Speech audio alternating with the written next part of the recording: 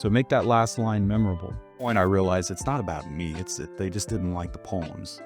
I don't know that you ever really stopped learning how to be a better poet. Coming up is a poet who is very adamant that I use the word former with him. So this is the former president of the Ohio Poetry Association, which he led for more than a decade, but he insists that that time is finished. Very good. His poems have appeared in numerous journals. He's published 3 poetry collections. He's a recipient of Ohio Arts Council Individual Excellence Award in the past. But most importantly, he is spending his present with us today here. Please give a nice warm welcome to Chuck Salmons.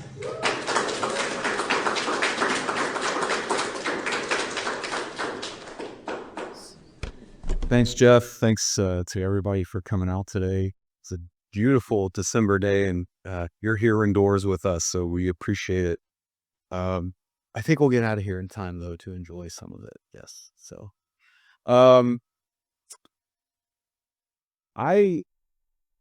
am going to talk to you a little bit about living a poetic life, and what exactly does that mean, right? It can mean a lot of things, but I'm a working poet. I've heard that phrase. So I have a day job. It is not as a poet. I work for the Ohio Department of Natural Resources, and so I deal with all forms of communication on a daily basis. But poetry, I would say, is my passion. And so I've been able to incorporate it into my life in a number of different ways. And that's what I'm going to talk to you a little bit about today.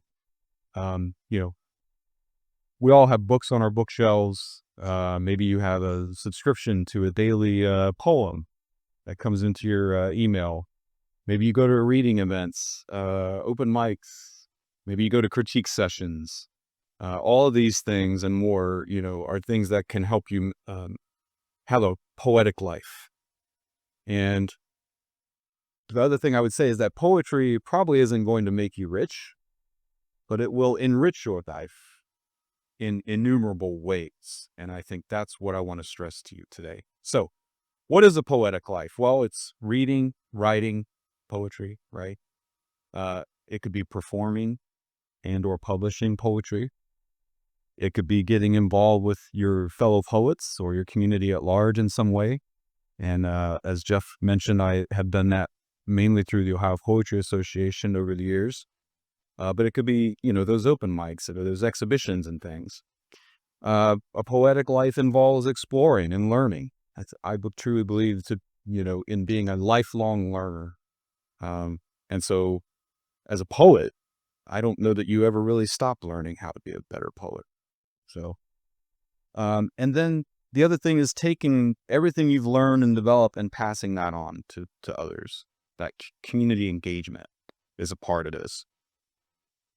So the poetic life is full of give and take.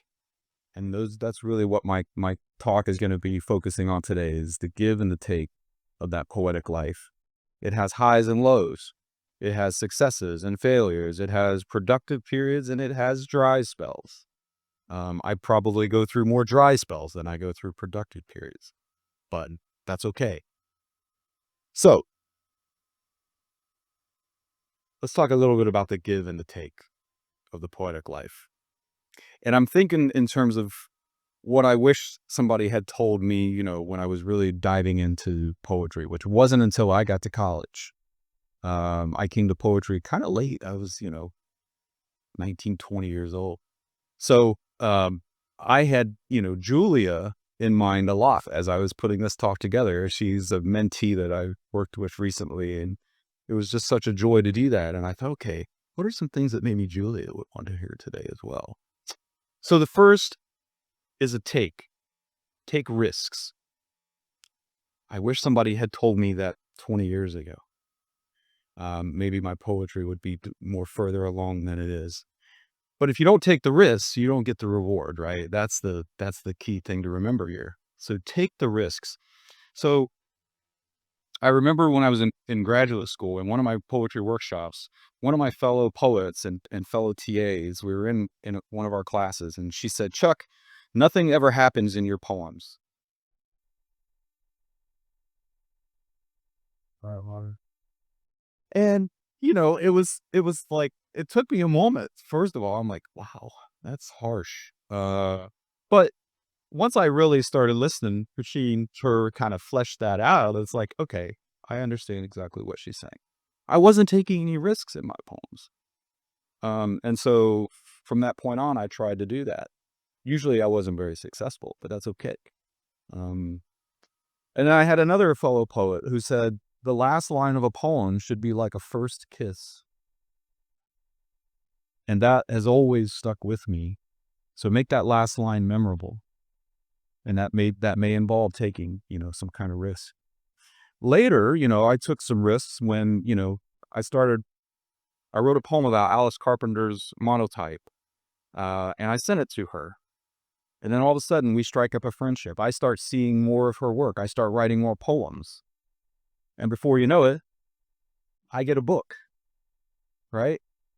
So, all because I took that chance of sending that poem to her and say, your art inspires me.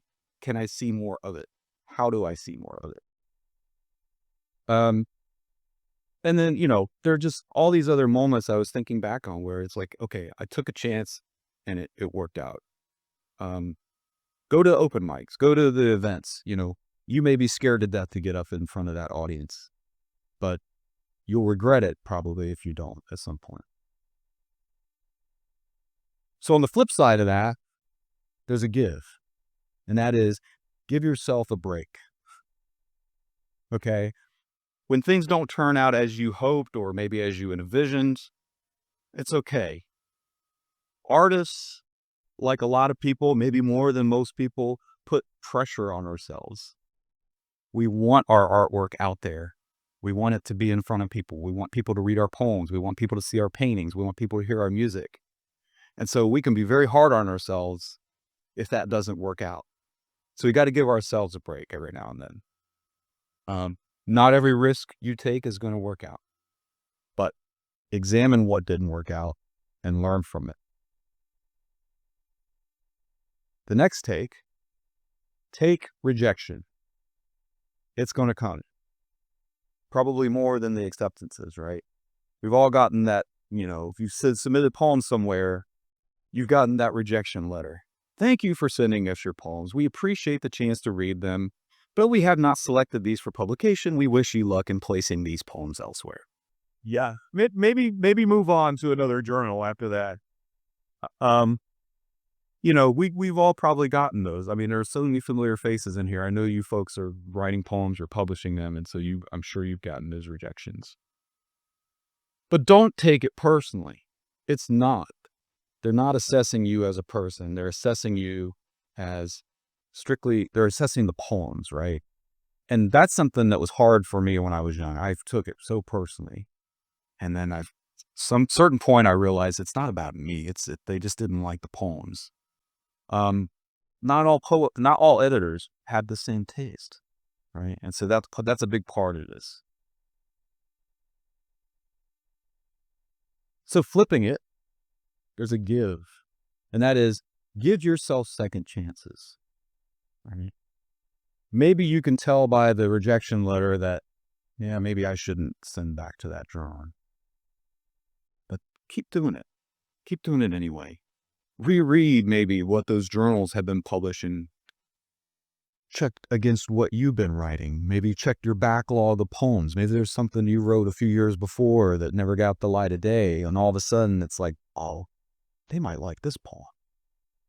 Revise it, resubmit, enter that contest again. Give yourself second chances, third chances, fourth chances. If you're going to open mics, maybe you read a poem and it kind of falls flat. All right, go back and practice. Where can you work on that reading? And then go back to that open mic. Share that poem again. It's the only way you're going to grow. Take advice. The poetry community, in my experience, is extremely supportive. I don't remember ever meeting a poet who wouldn't be willing to give me some time, um, and to talk through maybe some questions or some ideas that I had. And, especially here, I think in Central Ohio, we have so many avenues and there's so many ways to reach out to poets who are highly published, highly respected, who perform well at the microphone. So seek them out if you have questions or you want new ideas. Um, these folks know what they're talking about, but more importantly, they're just really supportive. More than anything, they want you to see you succeed as well as a poet. And then you can kind of take that advice, take it back home with you, think about it, digest it, and see how you can apply it to your own work. After you do that, give thanks. Be grateful for the support that you get from others, for the advice that you get from others. Be grateful to those journals or those venues where you're able to read and perform. Give credit where it's due. These are people who are helping you, be successful. And it shows a lot of integrity if you do that, if you acknowledge that, and do it publicly. Do it in person at that microphone, put it on your social media, put it in print that you get that book published, right? Give thanks, show that gratitude. I have, so many people over the years who have been supportive of me, and I can't thank them enough for everything they've done for me. Take care of yourself and of others. So one of my favorite poets, one of the poets who really got me thinking about trying to write poems that honor my working class background, was Philip Levine. And in an interview, he explained that, one of the things that he does is he doesn't eat too much. He doesn't drink too much. He gets plenty of sleep. He exercises. So he takes care of himself, right? That could also mean your mental health, your spiritual health. So you can take care of yourself in those ways as well, whatever that means, right? But take the steps to do that. But take care of those others that are in your life as well, right? Like my wife, Beth, has been extremely supportive of my poetry endeavors, and I probably couldn't do half the stuff that I'm able to do without her. So I'm extremely grateful to her. So I try to remember to do things. Maybe I don't always do it, but I try to remember to do things, for her, to show her my love and appreciation for her support. I'm the kind of person, if I'm asked to get involved with something or to take on a project, I want to say yes, right? That's typically what I want to do because I'm like, yes, this is poetry. We want to get this out into the community. Yes, I would love to do it, but it's okay to say no. That's part of taking care of yourself, is knowing when, I just got too much right now and I'm going to have to, respectfully say no. That's something else I wish I had learned a number of years ago, was how to say no. And I'm sure Beth could attest to that. Give your time. In recent years, I worry that, especially in our country, we become a nation of too much me and not enough we. And so, I strongly believe in trying to get active in the community. That's what, one of the things I love about being involved with OPA is that I get to get involved with communities, all around the state. I've been doing this with OPA, for almost 20 years now. And it's offered me some of the most rewarding experiences of my life, quite frankly. And it's because I've been able to connect with people, with communities. I get to mentor young poets like Julia over here, or for beginning poets. Volunteerism is kind of in my blood. And so if it's not necessarily in your blood, well, you might be surprised at how much you like it if you get involved. Part of it for me is you get to see the power that poetry plays in people's lives. I've worked with inmates, children, I mean, it's just wonderful. It's just wonderful. Take what comes. I mentioned earlier about, these dry spells that you might go through as a writer. Don't fret about them. I've learned that, over the years that I just go through these spells myself. Take those dry spells and maybe do some different things. If you have a backlog of poems that haven't been published, maybe they need revised. Well, that's the time to do that. If you're not writing, touch your poetry in some other way. Work on a manuscript, right? Work on revising. Maybe even, I don't know, just jot down a few lines and then put them aside. You don't have to be, writing every day to still be in that zone. You could submit to contests. You could judge a contest, right? That might be another way to stay in touch with the poetic community. We were talking to Laurent earlier, where we were talking about, just write, to get rid of the distractions. And, Tom York, the lead singer for the band Radiohead, keeps journals. He'll just write down lines that come to mind. And then half the time, some point in the future, the songs that you hear on those Radiohead albums just came from him putting these lines together. So you never know, you may not get a whole poem, but you get that one line. Well, write it down, get it down, because it'll go away. It won't stay with you forever. Be open to opportunities, no matter how strange or weird they might sound, or maybe you think, oh, I don't know if I'd be a good fit for this. Be open to it. Take it. Take what comes.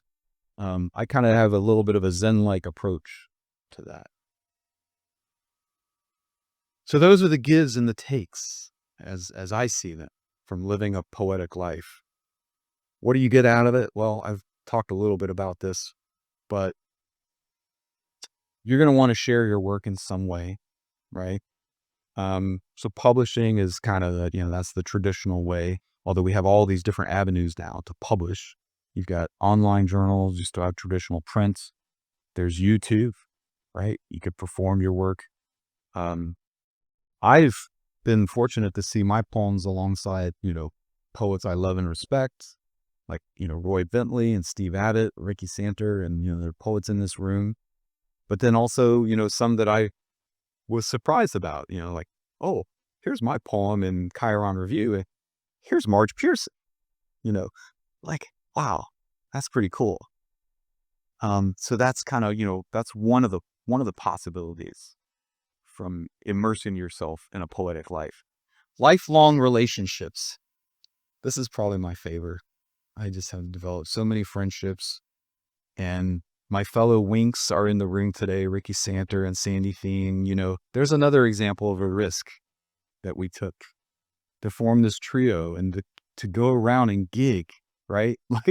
We still don't have that microbus to ride around in, but maybe we'll get there at some point. But we've had such a rewarding experience of being together, growing as friends, growing as poets. And, that relationship that I had with the two of them has just nourished me, like you wouldn't believe. My monthly poetry group that we're a part of, the Bistro Poets, that's another example. And then, of course, all the work through OPA has really been so rewarding. Serving your community. I mean, I keep going back to this, but I can't stress just how rewarding that is. If you make that a part of your poetic life in some way, that's the enrichment part. It's going to be spiritually or mentally enriching in a lot of ways. You're also going to continually learn and grow if you do these things. I've become a better poet, but I've also feel like I've become a better, leader because of my work. And not just in the poetry community. I took, a lot of those experiences being on the board at OPA. I was able to actually put into my day job as well, and to be a better manager of my team. And so that is something that, it's just been very rewarding, um, kind of in another way that was sort of unexpected. And then finally, you're going to get a lot of joy out of this life. Um, and some of you probably already do. And I don't necessarily mean because you're going to, make a lot of money or get famous or whatever, but you're going to get a lot of joy from the artistic endeavors that you get involved with, whether that's solo or part of a group or an exhibition. You're going to develop friendships that will last you a lifetime. You're going to, reap a lot of joy from the shared accomplishment of being part of a group. We just had our capstone celebration for the Ohio Underground Railroad Whistle Stop Poetry Tour last Saturday. And as, uh, that was work, hard work. It took a lot of time. It took a lot of effort, but man, and I think those of you who were there last Saturday will attest what an experience and what a way to wrap up that project. And that's all because we got to work together towards that common goal. And so it was just amazing. Um, so, you know, even when I'm stressed, right, planning things like that or emceeing or whatever it is, I'm still having the time in my life because I'm living that in poetic life. That's it. That's all I have.